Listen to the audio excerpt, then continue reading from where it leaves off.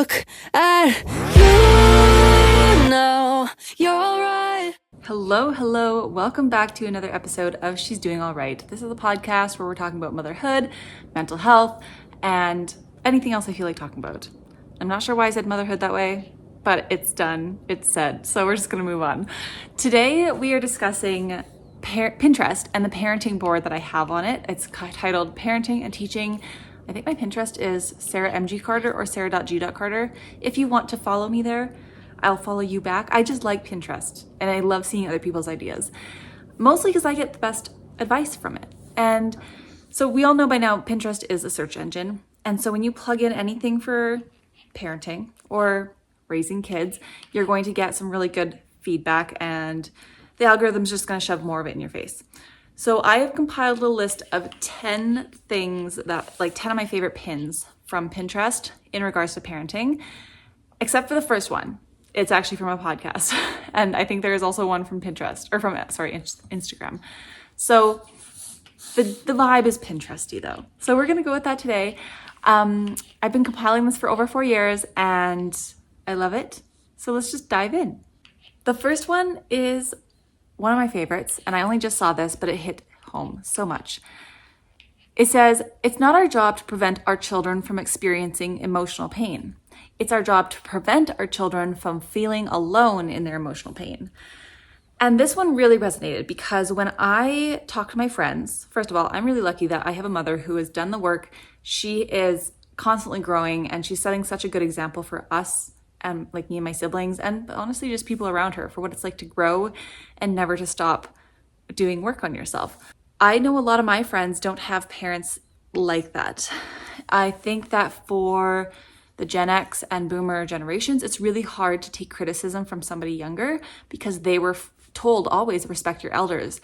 And in their world, respect just meant don't ask questions.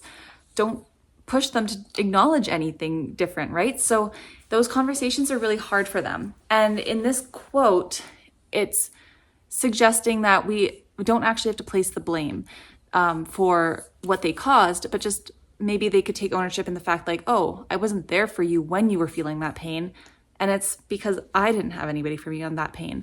It also, present day, it really helped me understand, like I know I'm going to hurt my kids. I know I'm going to mess them up despite every action I take to not do so. But if I can at least go be with them so that they're not in that emotional pain alone, then that's the biggest, like most important part, right? So that's my first one. And I loved it. Now, kind of in a similar vein of parent stuff as far as like generational whatnot, this comes from the podcast with Gary Vee on Skinny Confidential. I love both of those podcasts. Like I love both people or all three people.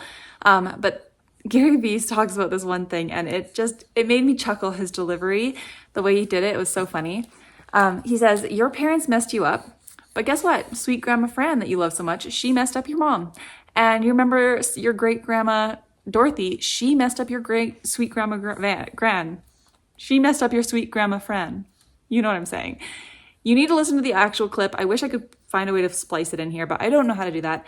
But it just hits so real because I feel like so many of us just blame our parents for stuff and we don't consider where it came from.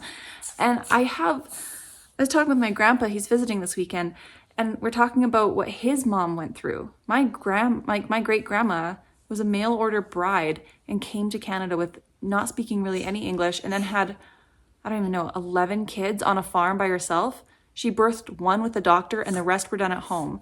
Never mind the losses she had to go through, the fact that she was 21 in a new country.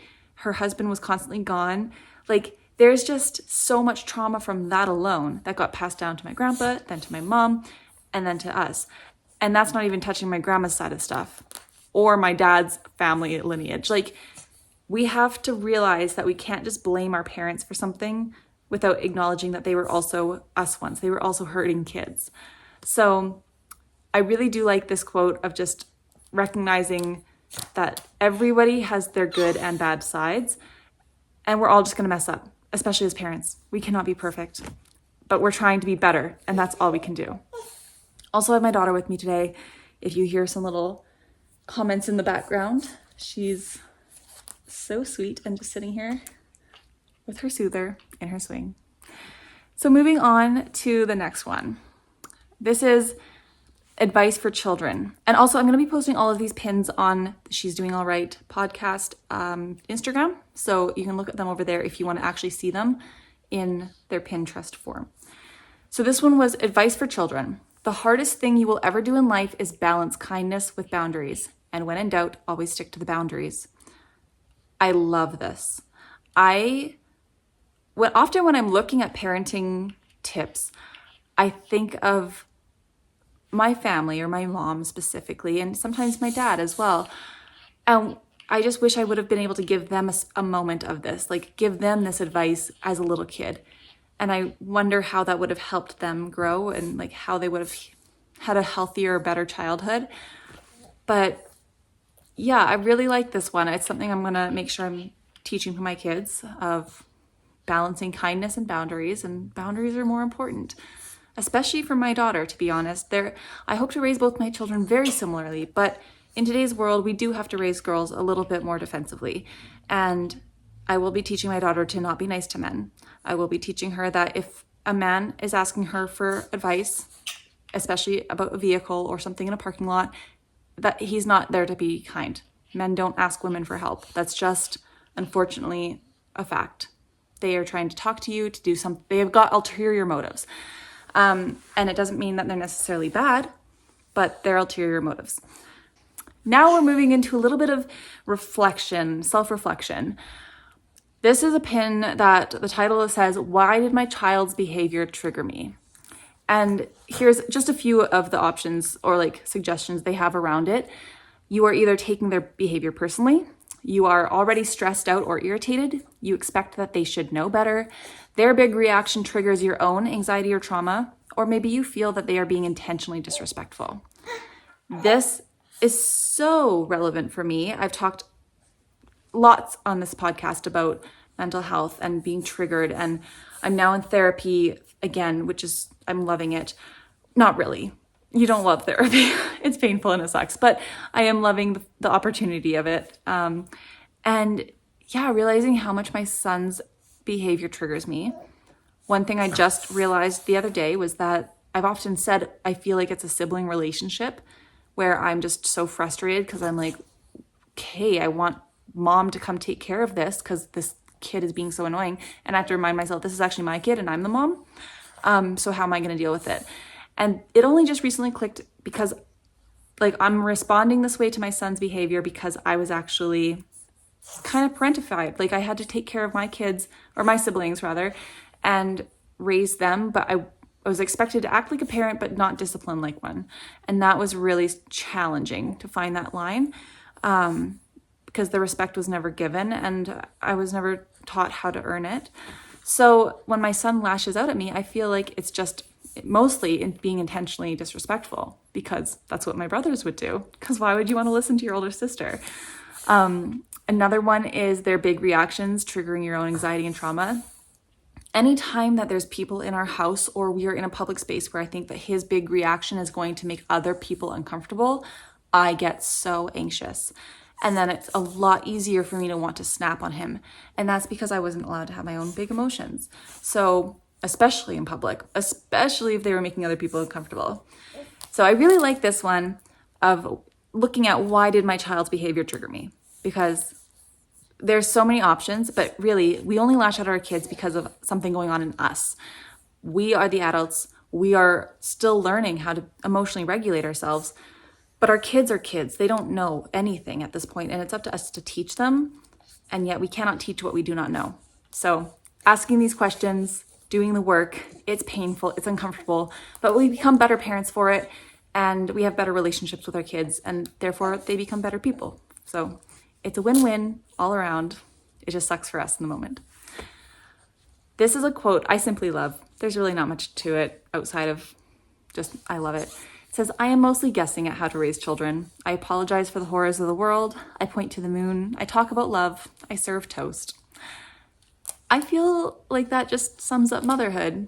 especially for me, if you follow me on social media, you'll probably see I'm very, very passionate about humanitarian things happening and just to lots of stuff going on in the world right now, specifically Gaza and the Congo. And the last year, I've really been opening my eyes to the struggles that the world has with respecting the children and seeing people as people and humans.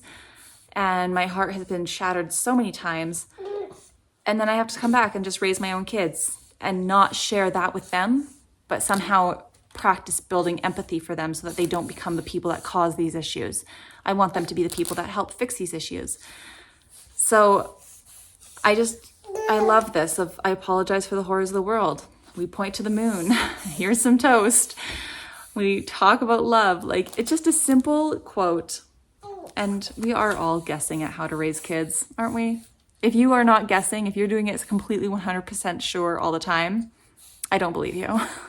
The next one I love is something it really, like, reading this almost made me cry. And I think it's because the moment I read it, I really wished little Sarah would have gotten it. I wished the younger version of me would have had moments of this.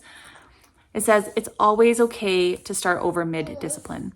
The start over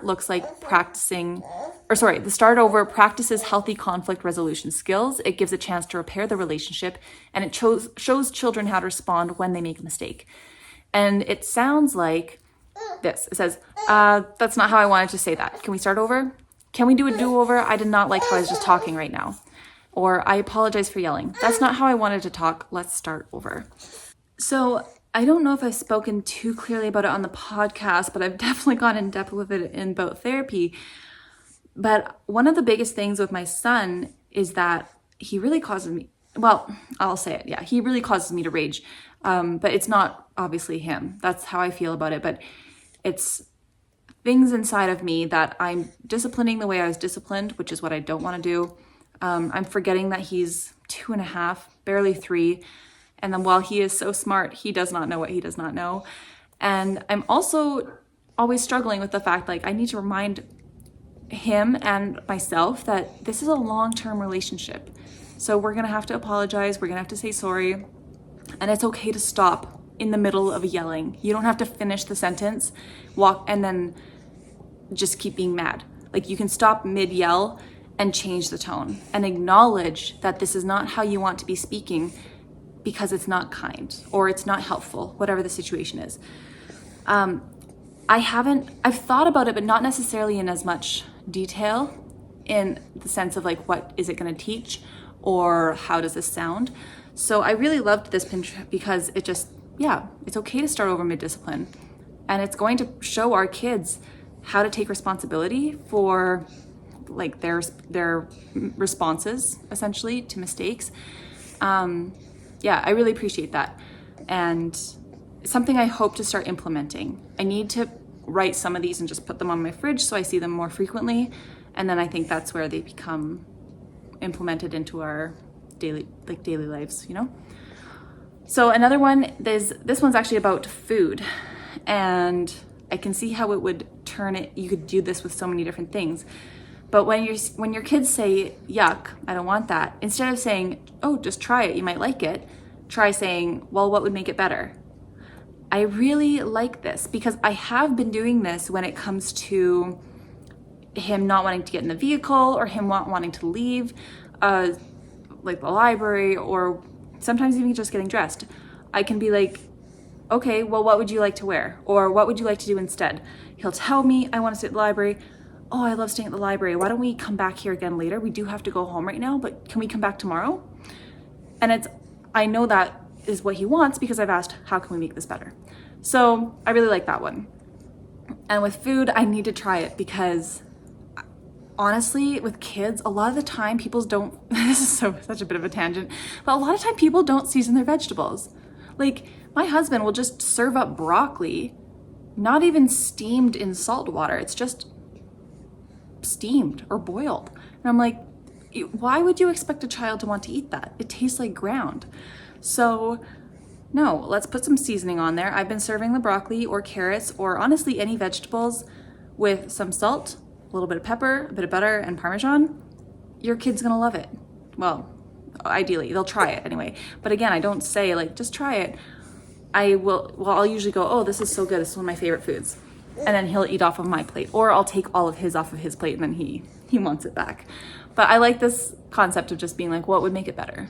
And trusting our kids to sometimes know what they want. They don't always, especially at this age, but it's a good habit to start asking. Because one day he's gonna come home from school with friend drama or sports practices, he's gonna be sad, and I can learn to ask now, what's gonna make that better?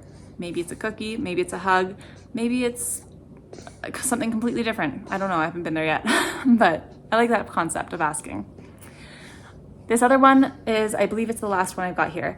It's very validating, especially considering the concept of this podcast entirely, with our mental health and everything. It can be hard to talk about our rage and our feelings of loss as a mother, of like our old life or our freedom or our time, without having people tell you like, well, you're gonna miss it one day. Like, yes, I know I will, but in this moment, I'm also like really sad, or I'm having a really hard time dealing with this. One day I will miss it, but it's not one day yet. So these are some of the things that I really liked. This says, you can love your child and still want a break. You can still struggle with motherhood. You can still get irritated with them, not want to be touched, want them to go to bed, miss your own life, miss your old life, have your days where you don't want to be a mom or you want time away from them. And I feel like all of these are things that we feel guilty about. I know that I often will want a break, and yet when I get the opportunity for one, I just miss my kids. Or I'll feel anxious, like the anxiety, separation anxiety on my end. The struggling with motherhood, that's a big one. I mean, I've talked about that a lot. I feel really jealous of the moms that just love being a mom. I really, really, really feel jealous about that, because that's all I want. I just want to feel like I'm living in joy so that my kids see me living in joy, so that we can all live in joy together. Because where there's joy, there's usually peace. And that sounds really nice. But when you're struggling with motherhood, it can be really hard to remember that you do love your kids. That's something I brought up to my therapist, is me going like, when I have a really hard day, I'm going, I hate it here. Like, I don't want to be here. And I mean that in the whole essence of, I don't want to have kids. I want to go back to a different timeline. But of course, that's not the answer. Like, I love my kids so much. It's just in that moment, I'm really struggling with motherhood. So this entire post was just very validating. The wanting them to go to bed. I always tell people I love my kids the most when they're sleeping. And it's something I've heard from other people say, like other moms have said, and I never truly understood it until I became one. But it is one of the best feelings in the world when you look at your little angels and they're sleeping and you're like, I don't even remember why we were mad today. How is that the kid that did that? Those are some of my Pinterest parenting tips. So I'd love to know what you thought of this episode. This is kind of a random one, but it's just something I've been wanting to talk about and share, because I love sharing inspirational quotes. I have a full book full of quotes that I love. So these are my parenting ones. I hope you enjoyed the episode. And if you want to suggest an episode or a topic, you could message me at sarahmgcarter@gmail.com. You can find me on Instagram and TikTok at sarah.g.carter. Or you can also find me on Instagram at She's Doing All Right. And that is the podcast episode. Podcast Instagram. I haven't uploaded there for a minute, but I will with these ones. I'll go do it when this is posted. So you'll have something to comment on.